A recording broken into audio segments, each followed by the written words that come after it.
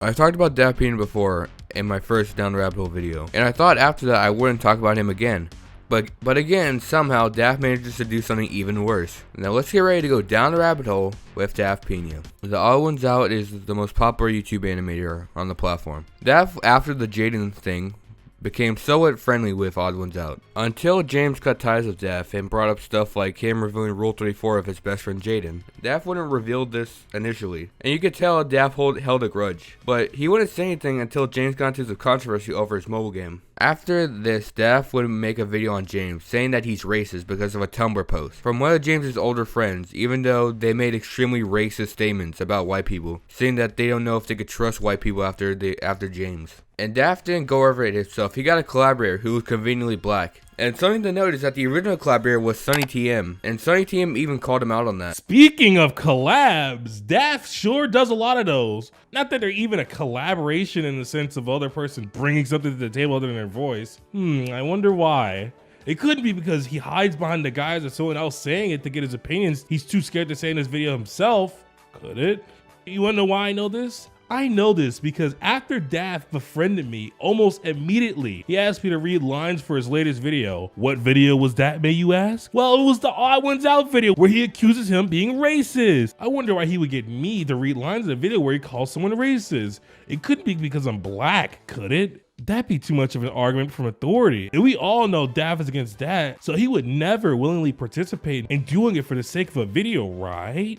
My problem with the video on Odd Ones Out is not only that he called him racist, but had the audacity to come to me, who knows nothing about the situation, nor cared because I was black. And when I was informed of the reasoning, I told Daft I didn't think it was justified. He shrugged off my concerns and reiterated that the former friend who was calling James out was also black, therefore was correct in their statements, even though she made extremely racist remarks towards white people in her post. I had to keep telling this to Daft until he eventually added a section. Now, Daft used the slimy tactic of cutting context in the video. The video currently on Daft's channel has been edited to remove that part since Twitter basically called him out on being a fucking snake, which is ironic since he tries to appeal to Twitter the most. On January 22, 2023, the YouTuber Just Stop made a since deleted video on the YouTuber Ellis Mark involving his relationship with another online figure, Veronica and Jelly. She was mostly known for her appearances on Only Plays. This video came off very unnecessary since he talked about very personal stuff, like Ellis Mark being in a quote-unquote toxic relationship, and the fact they got married, and the fact Veronica allegedly shit-talked Mark behind his back. But there's no evidence of this. Now, you're probably saying, what does this have to do with Daft? Well, you're about to find out. Daft for a long time was friends with Ellis Mark and Just Stop. Daft was the main mastermind behind the video coming out.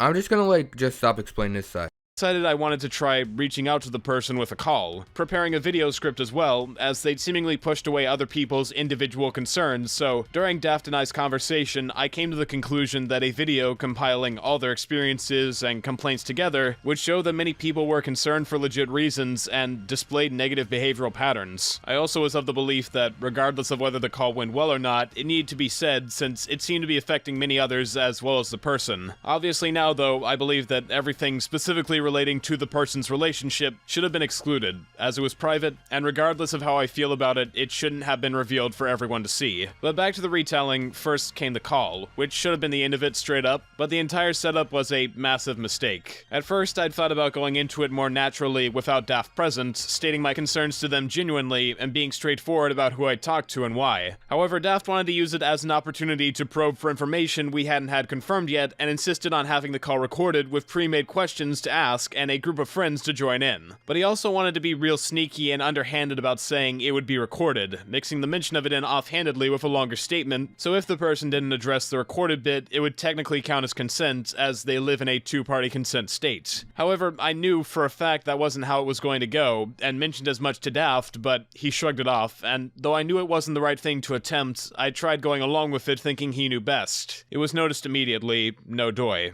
As was the whole already prepared list of questions bit, which never should have been a thing in the first place, but it was. And with that discovered, the rest of the call was really awkward because why wouldn't it be? Nothing about this was genuine, and bringing the person in under the guise of helping with a video didn't help either. Daft rationalized it to me with the idea that when people are in possessive relationships, the partner will often check messages, so it would be best not to leave any mention in text, but in retrospect, bringing someone in under false pretenses to talk about that kind of thing would only make them paranoid. Overall, it's clear to me now that Daft was more focused on getting the video created than actually talking with the person, so that's how the call came to be like it was. Pull up. Sonny got a section dedicated to him. It was about his video about Daft Pina, his most recent video on Daft Pina, in which he calls out the YouTuber Dubas Goose for being transphobic in one clip. But if you watch the full clip, he accidentally makes like a transphobic remark, immediately realizes it comes off as transphobic, and immediately apologizes. Fucking restart. Why you getting mad at me, What bro? I meant to say was someone who used to listen. I was thinking of those Tumblr type people. That was wrong. I should. You know what? Fucking restart.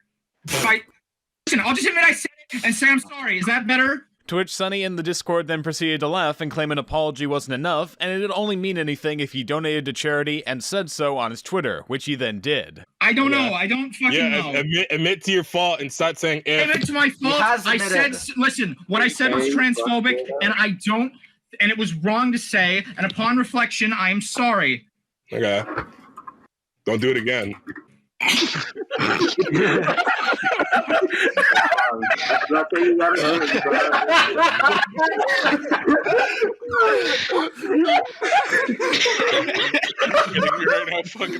I said something that's transphobic, and I am very sorry.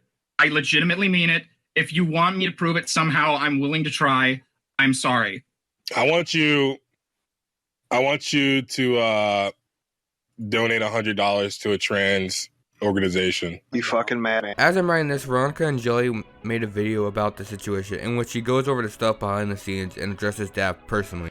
This is manipulation. Daft Pina is not only manipulating an 18-year-old who he considers a friend, but manipulating his own audience by giving them a one-sided story without contacting me for what I have to say, yet prides himself on informing the public of the truth. But he does. This is a man who will justify needing to give pedophiles and groomers a platform to explain their side. Yet where was my message, Daft? Do you take shit-talking as a worse crime than pedophilia or grooming of minors? Oh, you don't like that correlation? Sorry, I only learned it from you. See, you love handling things and framing them as worse as possible to fit this narrative you want to try and spin. I found out that Daft was going to an artist, who Mark is paying to work on his pilot, telling them that I was mocking them and their art. This would be corroborated by Strawberry Mage. I know it was you. Daft first talks to them about me mocking their art. The next question going into, why do you think Veronica hates them? You see how things are made as extreme as possible? You want to know what I did? What crime I committed? I would talk to my friends in a private DM that I didn't like how this artist would draw hands and certain features in their personal artwork. I want to make it clear that anytime that this was done on something that Mark was paying them for, I always chimed in and gave my notes, and in multiple occasions redrew the hands and poses myself. Even publicly telling them that I would prefer their old designs over their new ones when they would ask for feedback. This isn't a case of me telling somebody that I love their art and the way that they draw hands, and then saying the opposite behind their back. Shit talking, yes. But how this turned into me hating them and asking them why, if I had grievances about their art, I wouldn't come to them personally with my critiques is such an exaggerated place to take this. Clearly done by Daft to make minor events seem as massive as possible. Because everybody loves getting unsolicited advice about art they drew for fun. Where I take my comments in private DMs to my close friends, including you, Strawberry Mage, is between me and them. But you know, maybe I should have known better after experiencing Smokey, somebody you had once said you never wanted to be like yourself. Even describing them as obsessive and stalkerish. Remember when you said Mick and Smokey were bad people and that you were glad that I cut them off? I did bad things here, that's without question. But ever since March of 2022, I've done nothing but try and move past the worst time of my life and improve myself. Being 11 months sober of alcohol today. Getting rid of people who enabled my bad habits and facilitated my addictions. Currently, I'm in the process of writing out my own wrongdoings and my past experiences with people in preparation to apologizing to those me and my sponsor saw fit. All I've tried to do here is be honest, take accountability, and work on myself like I've been needing to for years. And Daft, somebody who you'd think with the content he creates would want something like this to be a result of bad actions, for me to grow and reflect, Feels like this isn't capable without him having to make some kind of video, not knowing the growth I've been making, because he'd rather turn a blind eye and not ask me for my side. I find it funny how Daft, somebody not new to finding himself in controversies, such as Jaden faking her mental illness, or that someone should quit art just because he thinks that they're not improving fast enough. Her art is terrible. And if I was 22 like her, I think I'd just stop drawing and try a new hobby. Or going as far as to doxing somebody and using the excuse of their Facebook account was already public. He acts like he can move on from his past mistakes through the most minimal effort possible, but no one else can without his input. You have a serious hero complex, and it's gonna continue to bite you in the ass until you stop and realize you aren't the good person you think you are. Yet he is much more concerned about twisting this information as much as possible, where every situation has a supervillain to talk about, while Daft, the morally superior hero, comes in and saves the day and speaks for the victims around the world. I mean, this was all perfect for him. He already didn't like me. Again, he never bothered to reach out to me about what progress I'd been making. You wanna know what I did to Daft that made him hate me so much? I called him a cuck private to friends back in 2020. Those who joked along and agreed. After having a falling out with one of them, they would decide to go to Daft themselves and tell him what I had said. To which he approached me about this. I never denied it, and told him that the person that he got this from had joined in too. The worst I'd done to Daft since was send him this image. Really seemed to ruffle his feathers. Initially, I didn't know what would come of all this stuff becoming public.